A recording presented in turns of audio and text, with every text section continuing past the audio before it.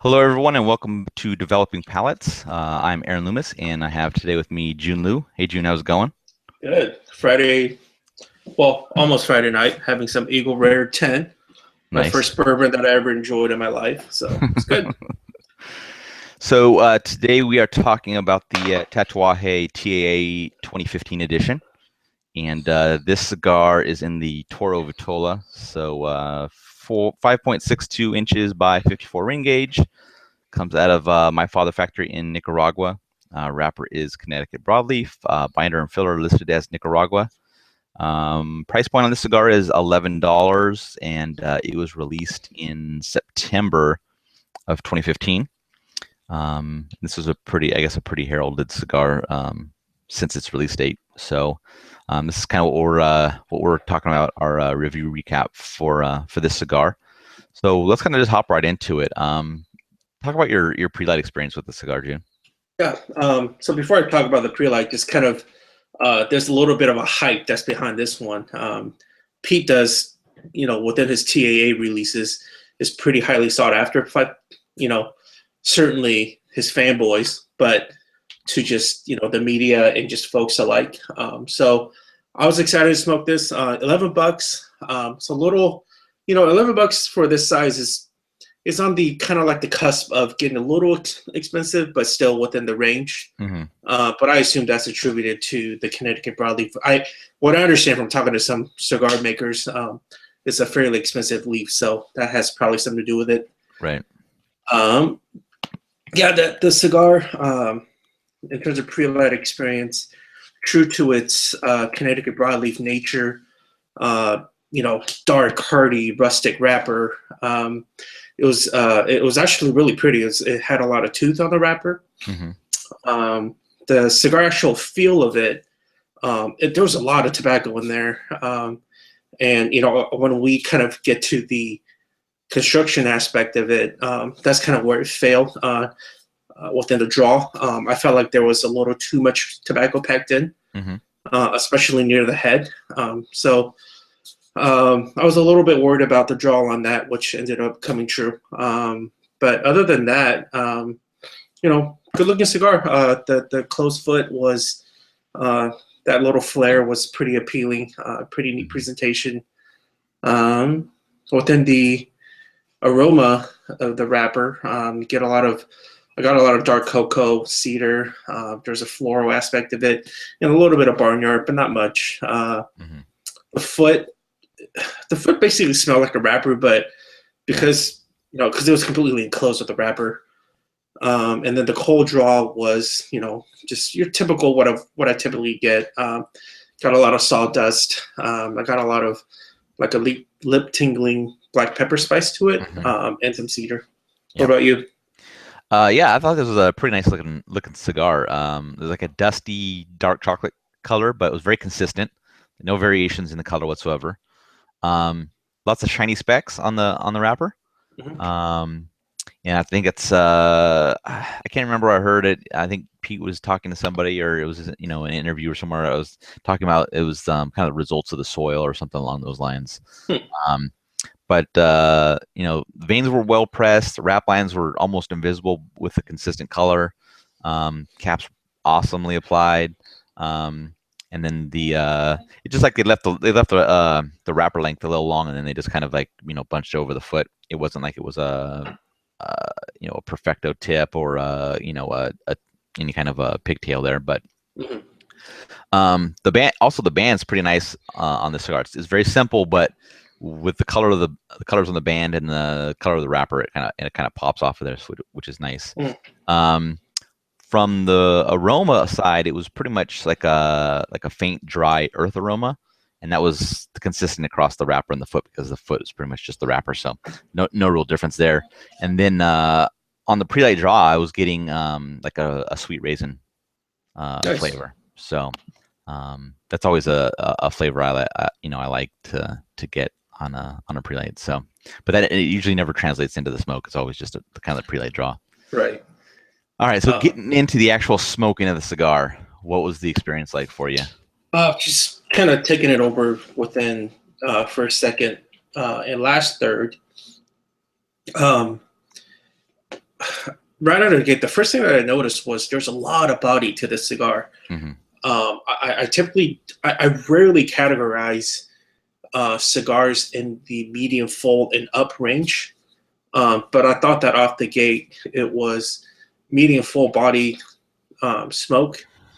So I kind of categorize this within the flavor experience. I think of it as what's most dominant flavor for me, like what most pops out, Hmm.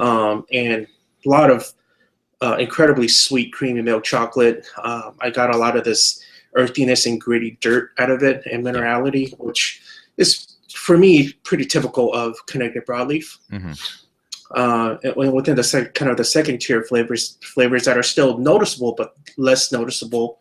I got some light oak, some ripe stone fruit out of it. So within what I just said, it's probably within like an inch and a half so into the cigar.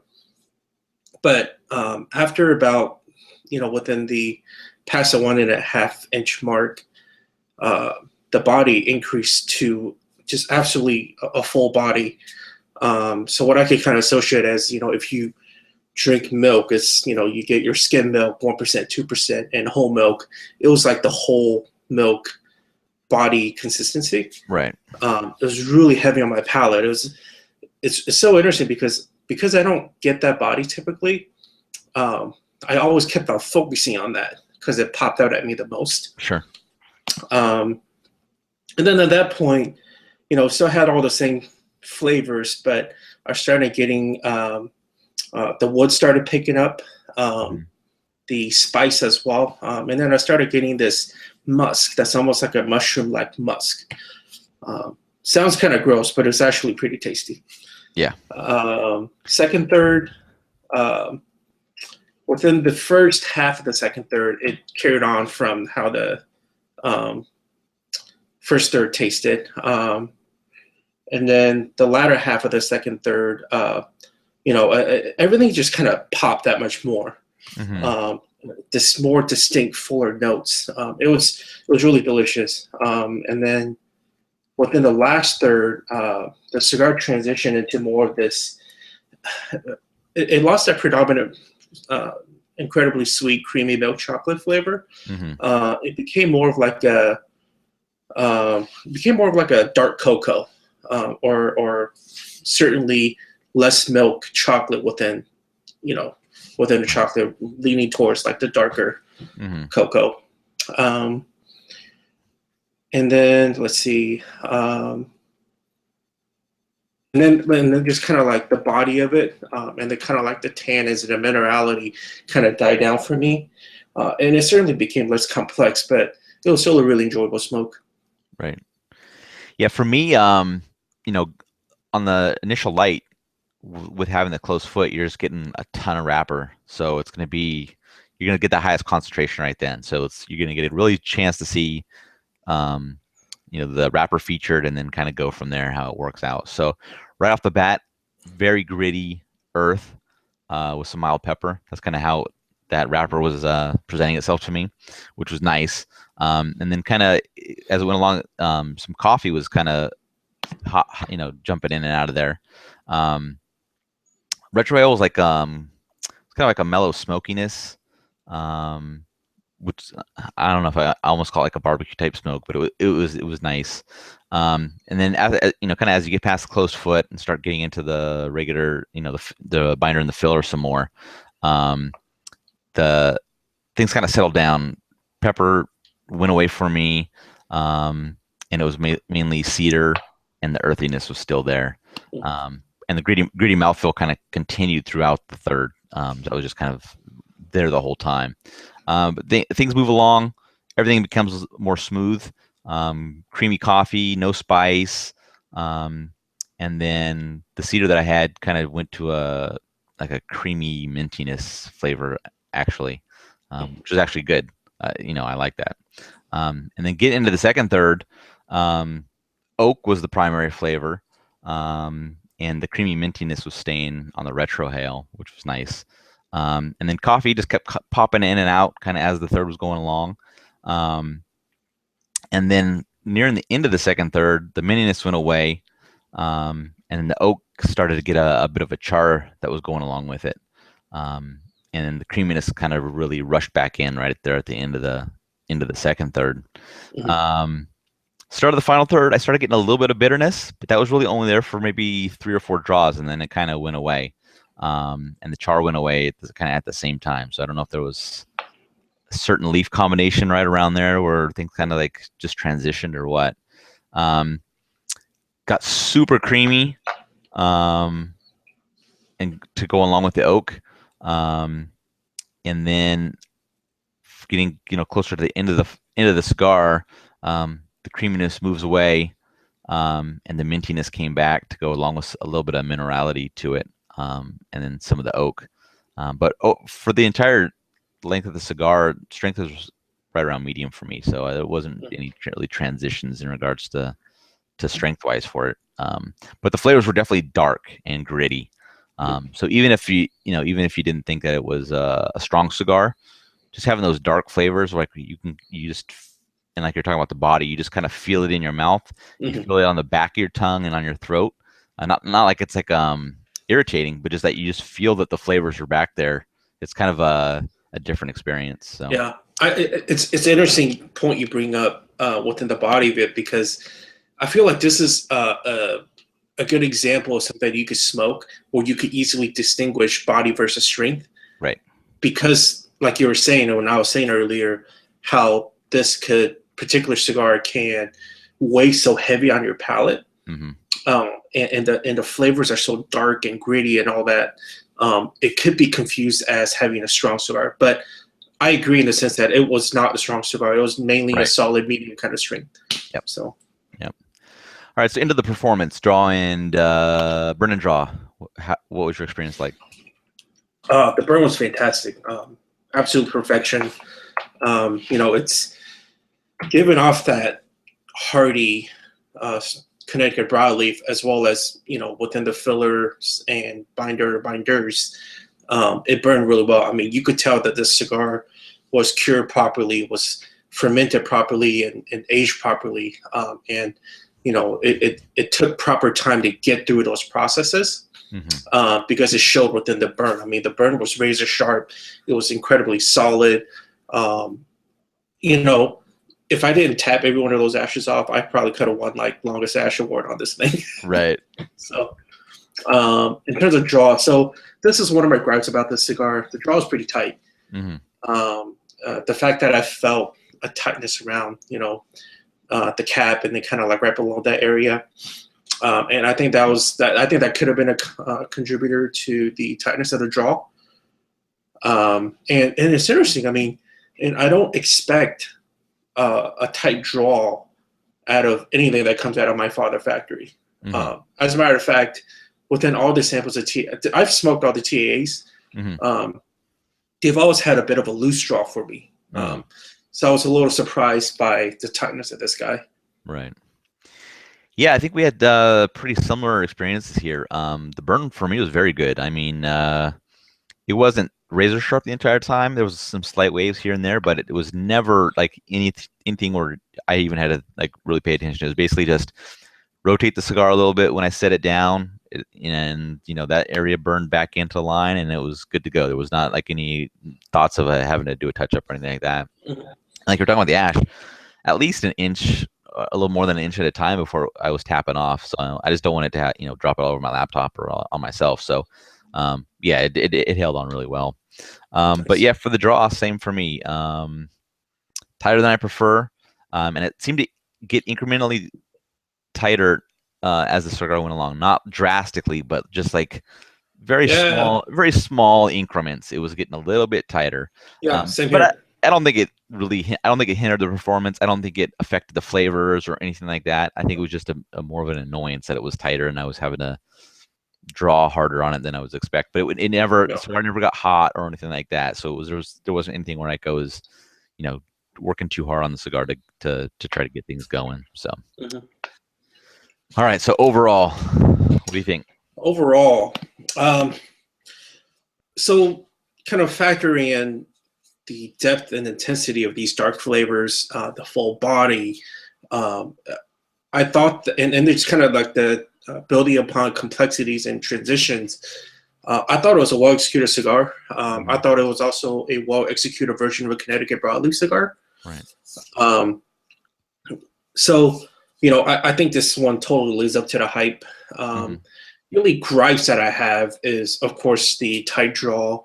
And for me, I know I should expect this, but like talking about finish. So first of all, I thought the finish was really short, right? So like after I blow the smoke out, whether through just mouth or retrohale, I felt like the flavors was just poof gone. Right. Um, and on top of that, a lot of Connecticut broadleaves and some Mexican San Andreas as well, it'll leave my palate feeling really gritty. Mm-hmm.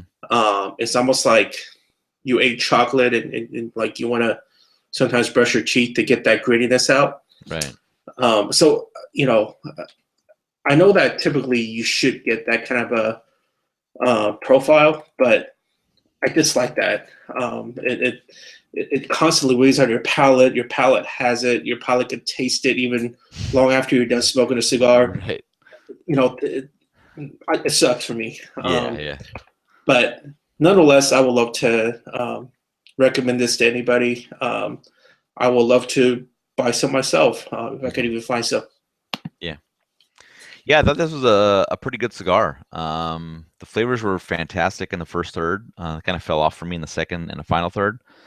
So if the experience I had in the first third carried to the cigar and the draw was a little bit better, this would have scored very high, like really really high up there. And I think talking about what you were saying, the mouth feel and the darkness of the flavors. I didn't put this in my review because happens after the fact, but there's certain cigars, and it may just be specific tobaccos or combination of tobaccos, but this cigar was still with me in the morning. Because I smoked this at night, so this cigar was still with me in the morning. Oh man, my wife in the morning. My wife says, I love you you smell probably like more. shit. I love you more than the people at work do, but your breath smells like cigars still. So just be aware of that when you go to work. So it was definitely still there. And I brush my teeth and I use mouthwash and all that stuff. But it was still there after that and a night of sleep. So I mean, I could still feel. So like after I smoked that cigar, I ate dinner.